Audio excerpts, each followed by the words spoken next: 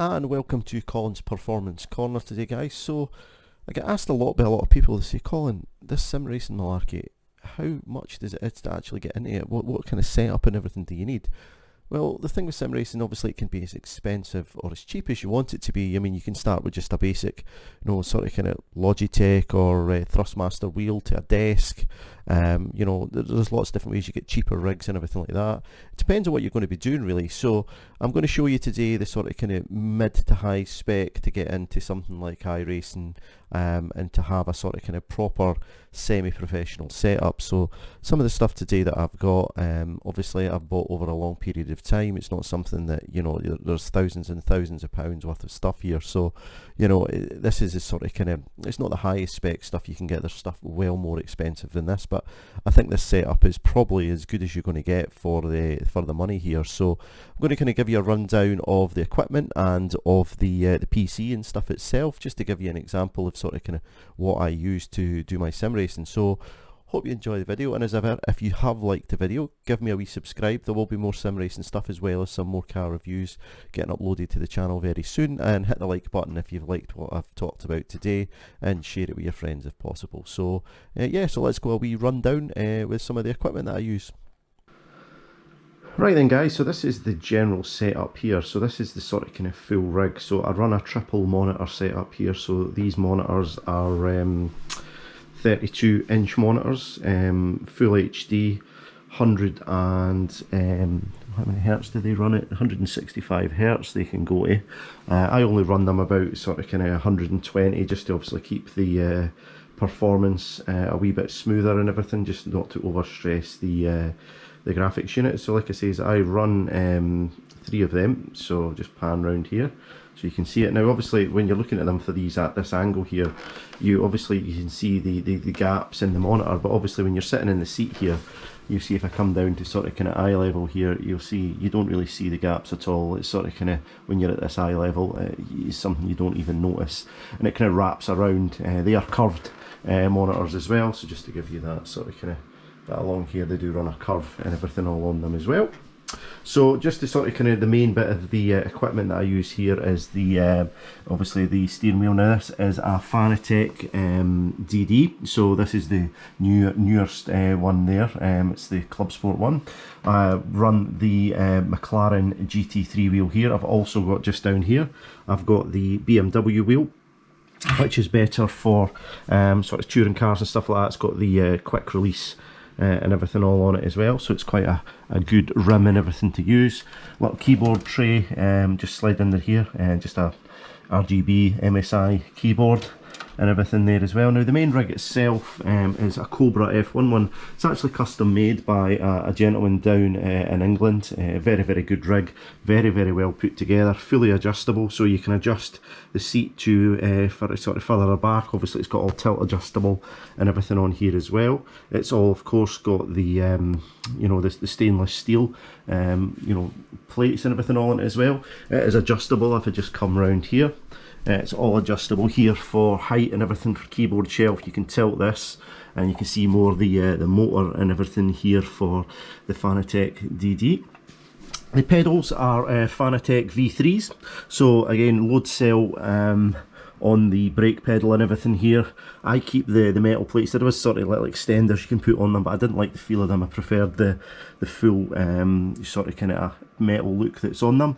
Again, with here, everything's fully adjustable, so you can adjust the pedals, and you've also got a sliding function as well as a tilt, so all fully adjustable on this here. The monitor stand itself is this is, I think from memory, it's one, I can't actually remember off the top of my head what kind of one it is, but very, very good. Obviously you've got your typical Visa mounts for the monitors along here. Excuse the cable management, not ideal, but it is what it is. Sort of kind of back over to the rig here itself. I run, in terms of microphone, I've just got a Scarlett Studio microphone here.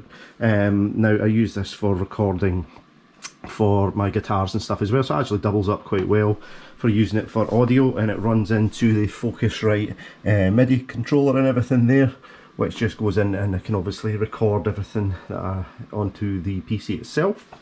Just down here I've just got a little sort of kind of unit here, just typical IKEA one. You know, it's just a couple of drawers here that I can store some stuff in. I've got a nice mouse mat on the top here with the RGB mouse and everything down here as well. I do have the Fanatec shifter. Now this is also sequential as well as being H pattern as well.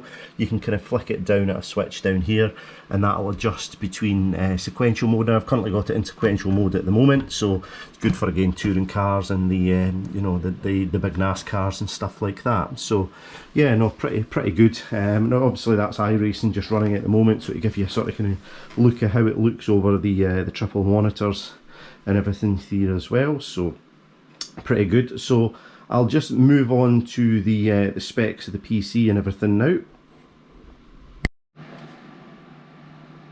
Right, here we are just on to the main PC itself. So obviously it is all full RGB and everything as well. I've got the fans and everything and all that, and at the front here as well, nice big case.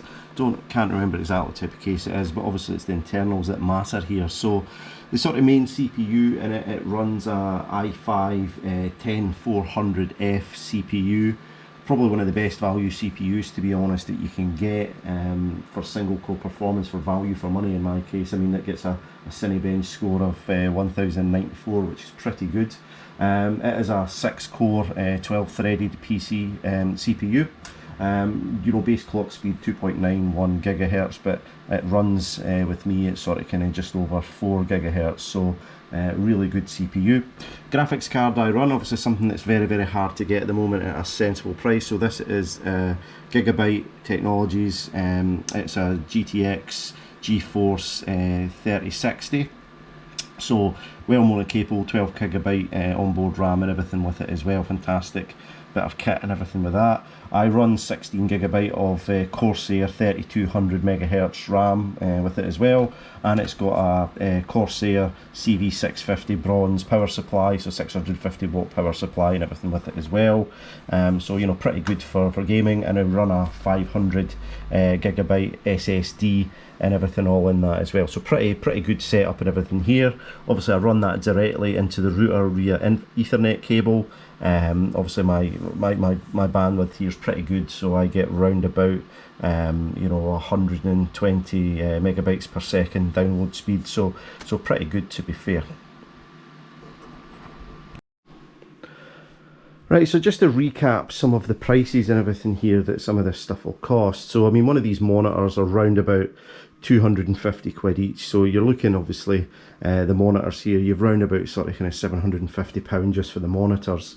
The monitor stands here, you're probably looking again probably 300 quid or so, because it is obviously all fully adjustable, you know, for these size of monitors. As I say, most people go for 27 inch, but I liked having the 32 inch monitors there, so you could do it a wee bit smaller. You could even go single monitor. You don't really need the triples, but I think that the triples are something that adds to the immersion just a wee bit better as well. You know, I run a webcam and everything up here. It's no dear, you know, it's 50 quid webcam, Logitech one. You know, all the audio stuff, again, it's optional. You could probably use a microphone on a headset for a wee bit cheaper, but you're probably, again, 180 quid just for the mic and the MIDI controller, you know, £50 for the mic stand. The rig itself, obviously, you can get all different types of ones. I mean, this specific one I thought was really good. It came in at £750, and it is so hard wearing. That's about the average sort of kind of price for one of these sort of kind of rigs with a seat and everything on it. You get all different brands and stuff like that. For a good one, you'd probably be budgeting somewhere between £500 and, you know, £1,500 for a sort of kind of top end one.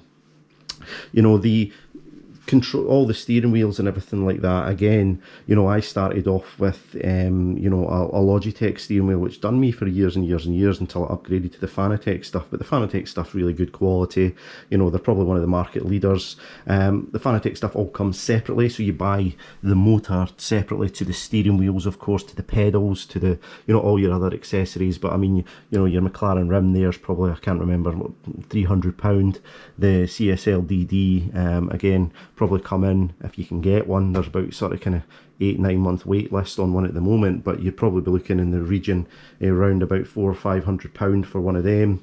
You know, the BMW rim down here was 300 quid. The pedals were 500 for the you know, the Fanatec version 3s down there as well. You know, your 250 for the shifter there. The main PC itself, again, to run sort of kind of decent graphics, you're going to need a sort of this kind of PC. You could probably run it on a slightly, you know, sort of kind of lower spec, but, you know, to get the sort of kind of full graphics and everything, you'd be looking at about, you know, again, depending on what you can get the graphics card for, you know, probably about £1,200–1,300 minimum to get, you know, sort of a PC of that level, which isn't too bad, to be fair. And you've just got all the other wee bits and bobs as well, that sort of cabling and stuff like that can all cost the money and everything like that as well. And then you've got some of the software. iRacing itself has a monthly subscription, so you pay obviously a subscription for iRacing every month, as well as obviously buying any new cars or anything that comes in terms of tracks and stuff like that as well. So there was a constant monthly cost, and then, you know, if you want to pay for setups, and if you want to pay for all different things as well, you know, there's lots of sort of wee costs that all add up as well. But, you know, it is, you know, once you've bought all this stuff, you know, it can last you for years. You know, it's especially if you get the right PC. You know, you can be playing this for 5-6 years and never need to upgrade anything, especially if you've got some good end stuff like this. So I mean, all in, as I say, the time you add all this stuff up, you're probably closing on about sort of kind of £3,000 to get all this sort of kind of to this level here. But, you know, I started off in something that was just a simple wee rig, you know, with it was probably 500–600 quid's worth, you know, and just use your telly in the living room. But, you know, I've went to this sort of kind of full setup here. So this is a sort of kind of minimal setup that you need to do proper sim racing and that nowadays. But yeah, so that's basically it here. So hope you've enjoyed the video, and I'll just pass you back over to me on the PC.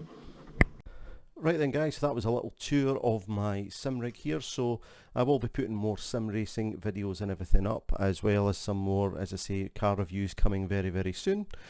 So I hope you've enjoyed this video tour today, and I hope you are interested in getting sim racing, because it really is a great thing to pass the time. And as I say, it will improve your racing skills. You know, I mean, a lot of top racing drivers do use this kind of setup in their home to practice, you know, for their, would it be the GT3s or touring cars or Formula 1, whatever kind of racing they're doing. All of them nowadays use these sim sort of rigs. So, you know, hope you've enjoyed me taking you a tour of sort of what sort of kind of you need to have to get into this sort of thing. So again, if you've liked the video, give me a like, pop me a subscribe, and I'll speak to you all soon.